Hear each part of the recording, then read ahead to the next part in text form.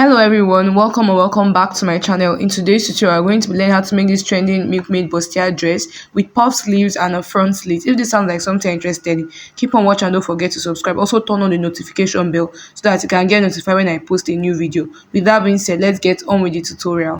For this tutorial, we're going to begin by first drafting out on fabric. So the first thing I'll go ahead to do is to rule half an inch away from this region, which is going to serve as our starting line or our shoulder line.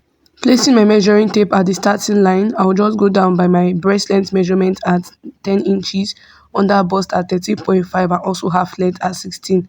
I'll mark this all through and I'll connect the lines together using a straight rule. Labeling appropriately, I have BL for breast length, UB for under bust, and then the waist as W.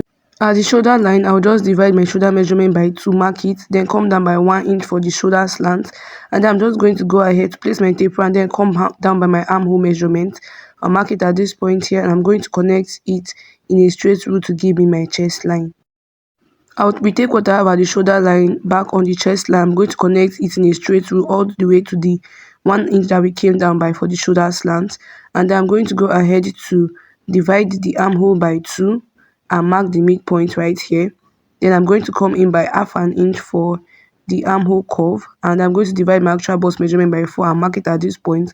So I'll connect these 3 lines together to give me my armhole. As for the neck, I'll be marking a neck width of 3 inches and a neck depth of 3 inches. I'll connect them together in a curve. So I'm not going to be making use of this neckline just for reference purpose. I will then connect from the tip of my neckline to the shoulder to give my shoulder slant. Due to the fact that this dress is an off shoulder, from my client's shoulder line to where she wants it to be, it is 6 inches for the depth. So I'll just come down by 6 inches, or I'll come up by 2.5 inches from my breast line. This new line right here is now the starting line, which is the off shoulder. Nipple to nipple point, also known as the breast mount, into 2. I have it to be 3.5 and I'll just mark it at the under bust and also at the waistline. I will connect straight lines to serve as my dart and guide. Then from that point, I'm just going to place my ruler in a curved way just like you can see and connect it all the way to the breast length line just like you can see. Now guys, remember the point that we took for the shoulder divided by 2 on the chest line? That point there, I'm just going to go ahead to arrange my curve rule in a way that is going to connect it all the way from that point to what we have at the under bust just like you can see. At the waistline, I'll divide the waist measurements into 4 and I'll just mark it at this point, and I'm going to go ahead to connect it all the way to the chest line. I'll then proceed to slash the cup area with my marker, although I'll not cut it at this point, but this is just for reference purposes, and I'll also go ahead to label each part. After doing this guys, I'll go ahead to cut this all out. Please pay attention to the parts I'm cutting. So guys, this is what the front is looking like, and I'll just use it like this to draft on the back pattern. Now guys, first thing to go ahead to do for the back is to measure 1.5 inches away. This is going to serve as our zipper line, and I'll just go ahead to place it just like you can see, and I'll just simply trace out what I have for the front on the back. Everything exactly the same except for the zipper allowance. At that 1.5 inches line, I'll just label it as zip, and I'll proceed to cut out the cup area from the front pieces. That means now for the front we have 2 separate pieces. That will be all for drafting on paper. Let's transfer our patterns to the fabric. I have with me here this medium weight fabric. It's not too thick, neither is it too light. I have it to be 2 yards, but if you are making this, I advise that you have 3 yards so that you can be able to make use of the fabric well, because I have to really manage mine. That is why I'll proceed to cut the down area first. Then anything that remains, I'll use it to cut the upper bodice. Due to the fact that I'm working with 2 yards of fabric and I'm managing my material, I will first of all go ahead to cut the lower part of this dress, and then I'm going to use the main one to get the upper bodice. So I'll first of all fold it in 2 just like I can see, and then I'm going to make this other fold that I can see to fold it in a triangular form. This is in order for me to cut my 180-degree flare. In order for me to mark my waist, I'll just go ahead to add 4 inches extra for stitching allowance at the sides of the skirt. Now let me say, because I'm working with the waist of 28 plus extra 4 inches, that gives me 32. Then I'm going to divide this 32 by 3.142, and that's going to give me about 10 point something inches. So I'm going to come down by the tip here by that number, and I'm going to back it all through. Now guys, in the video you might see me coming down by about 14 inches. That was actually way too much, and I ended up trimming off the excess fabric. For the length of the skirt, I'll just go ahead to subtract my half length measurement from the full length measurement of the dress. So guys, after doing that, I will now proceed to add about 1.5 inches to the hem. This is for folding allowance. I will place the same measurement at the waistline and then draw in order to connect my lines together to form my hemline. I will then proceed to cut all of this out. I will also cut the waistline out, giving half an inch for joining allowance. And then towards the side right here, I'm going to give 1 inch, and this is for zipper allowance. In case you do not have up to 1 or 1.5 inches, you can just go ahead to shift the skirt a little bit so that you can be able to have that zipper allowance at a particular side. Now guys, towards the part that does not have any zipper allowance, I'll just go ahead to open it up into separate pieces. Now guys, I'll just go ahead to separate the two pieces. This is the front piece, and I'll just go ahead to notch it right here. So I know that this is the middle of it. So guys, that'll be all for the cutting of the front and the back. So I'm going to go ahead to modify the front piece because there's going to be a slit in it. In order to achieve the slit, I'll just go ahead to fold my fabric exactly into two. Remember, I've notched it before. Now the notch should also be at the middle. The next we'll go ahead to do is to, from the middle of the skirt, that's the part that is not open, we're going to come in by 4 inches. Normally my nipple to nipple is by 7 inches. That is 3.5 when divided by 2.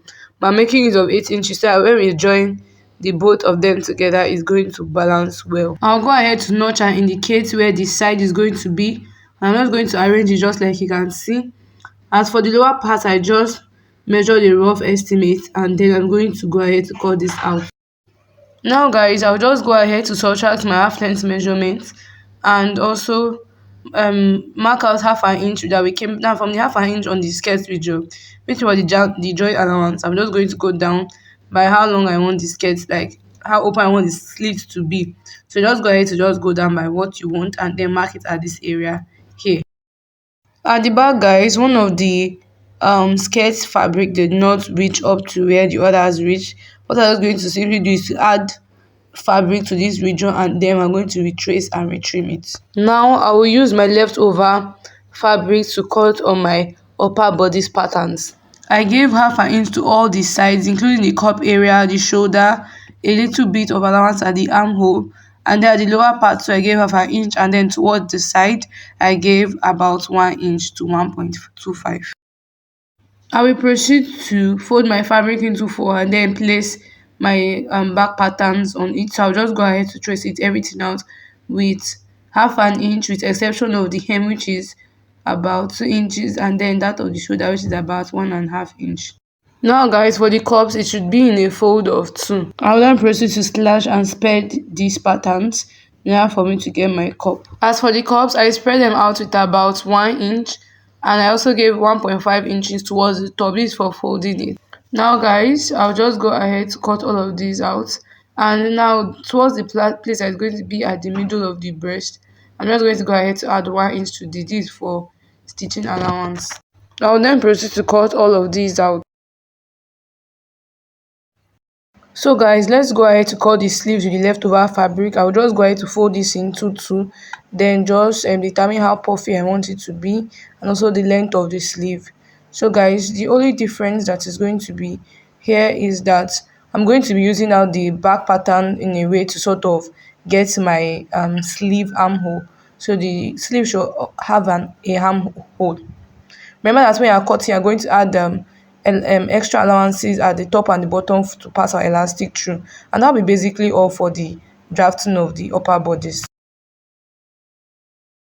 Now guys, we gave 1.5 inches when cutting out the fabric from the pattern paper. Now we're going to fold in that 1.5 inches down like this with our help of the iron, and then I'm just going to go ahead to fold it also again inside with half an inch with the help of my iron first. I've gone ahead to use my iron. I'll just go ahead to run a straight stitch all through for the both cup pieces. Now guys, before going ahead to make this horizontal stitch, I'll just go ahead to fold it up at this point here that is going to be at the middle of it. So I'm going to fold it for neatness, fold it twice. Fold it like this. You can go ahead to use your iron to hold it down and then make a stitch right here. After making the stitch, you can now fold it back like this and then make that horizontal stitch. This will make it really neat.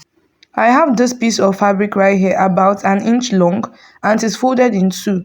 I'll go ahead to open this to create my two loop piece where we're going to be passing it inside the channel valve just created. After doing this, I'll also go ahead to fold it into two and then run a stitch at the wrong side. That is the right sides to face each other. Then I'm going to use my safety pin to turn this all the way to the right side. This is what the Milkmaid cups are looking like.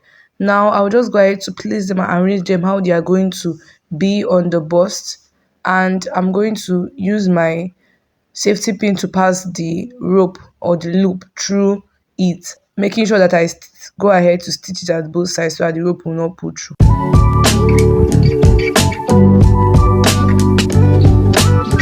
I have secured the both ends using office pins. Now the next thing I'll proceed to do is to run a gather stitch around the cup areas. This point I'll run gather stitches through them. I've run my gather stitches all through and this is what it's looking like. Now the next I'll go ahead to do is to begin pulling the threads close together. Now I'm going to concentrate all the gathers from the tip of where the middle is all the way to a part of the bust, not all the way to the armhole of the bust, no, just a part here. So guys, you should have something looking like this. Now the next thing I'll go ahead to do is to bring the other piece and I'm just going to measure around the cups. So I'm not going to start immediately from the beginning. I'll come down by half an inch because that other half an inch is to join it to the sleeves. So from that other half an inch I'm going to take the measurement around the bust, the cup area all the way to the midpoint at that triangular end. I have mine to be 13 inches and I'm going to also measure around the cup area to make sure that I also have 30 inches from the midpoint right here all the way to the other end. I noticed that what I had was a bit bigger. I'll just go ahead to adjust it a little bit until I get that 13 inches. Once that is ready, we'll just go ahead to place the cups where they should be. So where the ends that we folded earlier, the straight ends, they should face themselves and they should align at the midpoint.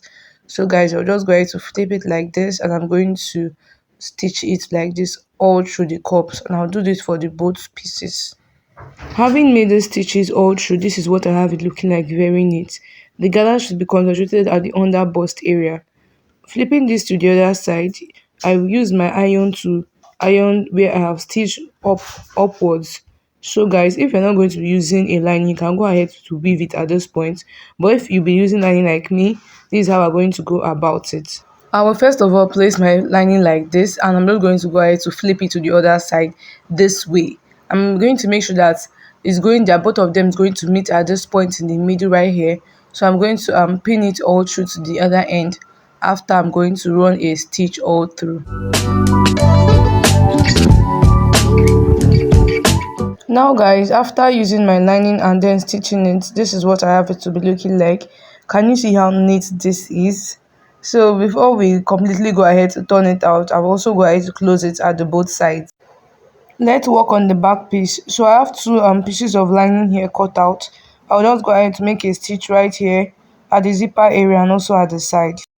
As for the sleeves, this is what I have them to be looking like right now. So the first thing I'll go ahead to do is to fold it at the top and also at the hem of the sleeve, creating channels to pass the large stick through these 2 points. Now guys, I've stitched it down and created my channels. The next thing I'll go ahead to do is to get my elastic and then determine the length of the width of it. So guys, for this shorter area that I can see this curve part, this is for the armhole.